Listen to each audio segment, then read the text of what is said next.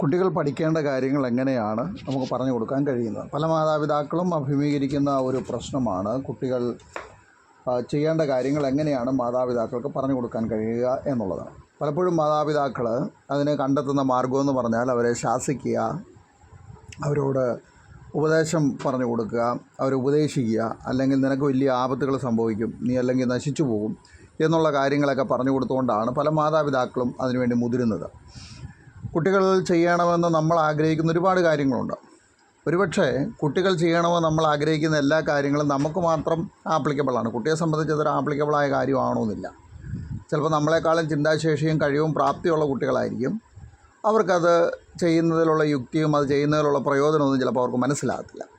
അപ്പോൾ അതിന് നമ്മൾ പല കാര്യങ്ങൾ അതിൽ നമ്മൾ മനസ്സിലാക്കേണ്ട കാര്യമുണ്ട്.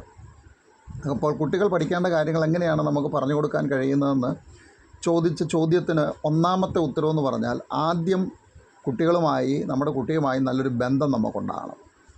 കുട്ടികളുമായിട്ട് എങ്ങനെയാണ് നല്ലൊരു ബന്ധം നമുക്കുണ്ടാക്കുക? കുട്ടികളുമായിട്ട് ബന്ധമുണ്ടാക്കുന്നതിനുള്ള ഒന്നാമത്തെ പടി എന്ന് പറയുന്നത്, കുട്ടികളോട് സംസാരിക്കാനായിട്ട് നമ്മൾ ശ്രമിക്കണം. എല്ലാ ദിവസവും കുട്ടികളോട് സംസാരിക്കുക. കുറച്ചെങ്കിലും സംസാരിക്കാനായിട്ട് നമ്മൾ ശ്രമിക്കണം. ചില ദിവസങ്ങളിൽ കൂടുതൽ സംസാരിക്കാനായിട്ട് ശ്രമിക്കണം. അപ്പോൾ കുട്ടികളുടെ പ്ലാൻ എന്താണ്, അവരുടെ ലക്ഷ്യം എന്താണ്, അവരുടെ ആഗ്രഹം എന്താണ്, ഇതെല്ലാം തന്നെ ചെറുപ്പം മുതൽ നമ്മൾ കുട്ടികളോട് സംസാരിച്ചു കൊണ്ടിരിക്കണം എന്നുള്ളത് വളരെ പ്രാധാന്യപ്പെട്ടുള്ളൊരു കാര്യമാണ്.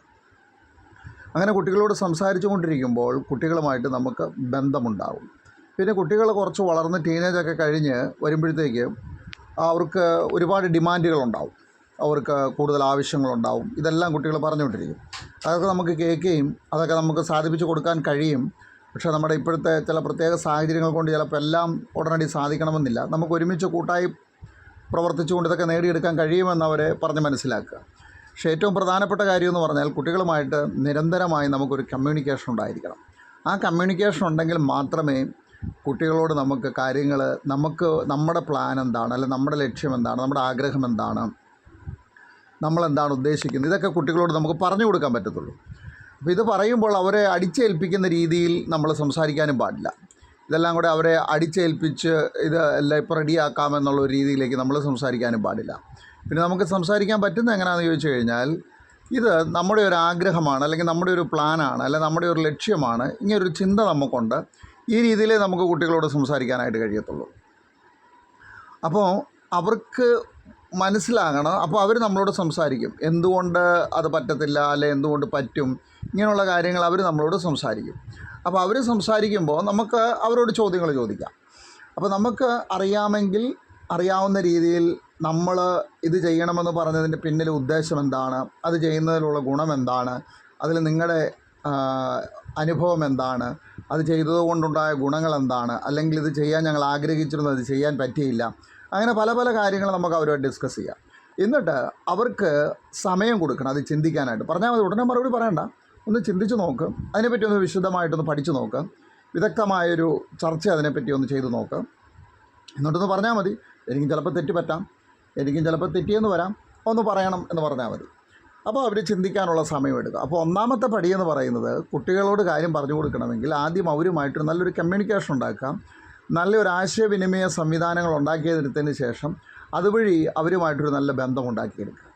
നല്ല ബന്ധമുണ്ടായി കഴിയുമ്പോൾ അവരോട് നമുക്ക് കാര്യങ്ങൾ ഈ വണ്ണം പറഞ്ഞു കൊടുക്കാനായിട്ട് സാധിക്കും.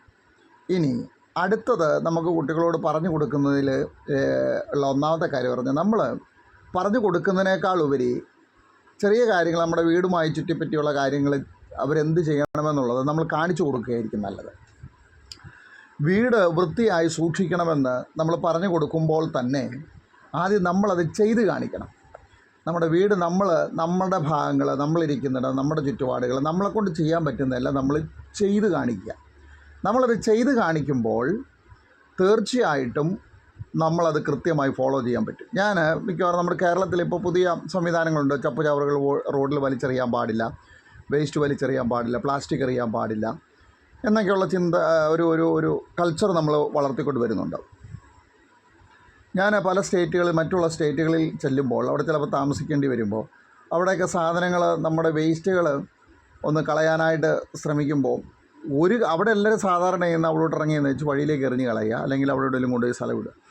നമ്മളാകെ വിഷമിക്കും. അവിടെ ചെന്നിട്ട് ഈ സാധനം കൈ പിടിച്ചിട്ട് ഞാൻ പ്രാവശ്യം ഇത് കൊണ്ടുപോയിട്ട് തിരിച്ച് വീട്ടിൽ കൊണ്ടു, ഇത് അവിടെ എറിയാൻ പറ്റുന്നില്ല എനിക്ക്. കാരണം നമ്മളിവിടെ കണ്ടേക്കുന്നതും ശീലിച്ചേക്കുന്ന ഒരു ശീലം അങ്ങനെ എറിയാൻ പാടില്ലെന്ന് വളരെ കുറച്ച് കാലം കൊണ്ടാണ് ഇത്ര സ്ട്രിക്റ്റ് ആയത് കേരളത്തിൽ. അപ്പോൾ പെട്ടെന്ന് അവിടെ ചെല്ലുമ്പോൾ നമുക്കിത് ഭയങ്കര മടിയാണ് ഇത് എറിയാനായിട്ട്. വേസ്റ്റ് ഒന്ന് അങ്ങോട്ട് എല്ലാവരും അവിടെ ഇട്ടേക്കാൻ പറയും. അപ്പോൾ നമുക്ക് ഭയങ്കര ബുദ്ധിമുട്ടാണ്. തിരിച്ചത് വീട്ടിൽ കൊണ്ടുവന്നിട്ട് പിന്നെ നമ്മൾ ഒന്നുകൂടെ ഒന്ന് ചിന്തിച്ച് വേറെ എന്താ ഓപ്ഷനുള്ള, ഒരു ഓപ്ഷനും ഇല്ല അവിടെ ഇത്. അപ്പോൾ എല്ലാവരും അവിടെയാണ് ചെയ്യുന്നത്. പിന്നെ നമ്മൾ വിഷമിച്ച് കൊണ്ട് അവിടെ ഇടും. ഒരാഴ്ച കഴിയുമ്പോൾ പിന്നെ നമുക്കൊരു ശീലമായി മാറാം. അവിടെ എടുത്തുള്ളൂ, വേറെ ഓപ്ഷൻ ഇല്ലല്ലോ എന്ന് ചിന്തിക്കും. അപ്പോൾ നമ്മൾ ഒരു കാര്യം കാണുന്നതും കേൾക്കുന്നതുമാണ് നമ്മൾ ഫോളോ ചെയ്യാൻ ശ്രമിക്കുന്നത്. അപ്പോൾ നമ്മുടെ വീടുകളിൽ അവരെന്താണോ ചെയ്യാൻ ആഗ്രഹിക്കുന്ന കാര്യം നമ്മളത് കാണിച്ചു കൊടുക്കുക എന്നുള്ളതാണ് ഏറ്റവും പ്രധാനപ്പെട്ട കാര്യം.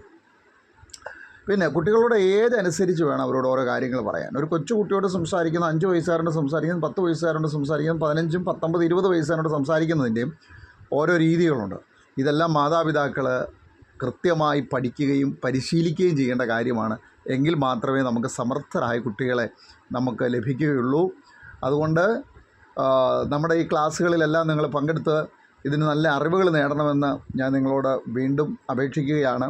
കാരണം നമുക്ക് വേണ്ടത് സമർത്ഥരായ മിടുക്കരായ കുട്ടികളാണ്. ആ കുട്ടികൾക്ക് വേണമെങ്കിൽ സമർത്ഥരായ മാതാപിതാക്കളുണ്ടാണ്, പഠിക്കുന്ന മാതാപിതാക്കളുണ്ടാണ്. അതിനായിട്ട് നമുക്ക് ശ്രമിക്കാം. എല്ലാവർക്കും അനുഗ്രഹിക്കപ്പെട്ട നല്ല തലമുറകളെ